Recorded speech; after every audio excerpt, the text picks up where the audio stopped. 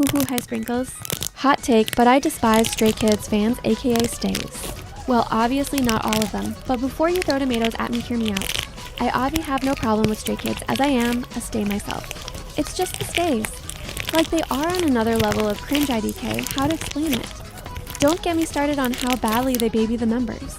Like if one member fell down, they would have a whole mental breakdown. Like he is a grown-ass man. It would be fine if you just felt bad for it. That's just my opinion. Huhu. You can hate all you want. I see it coming.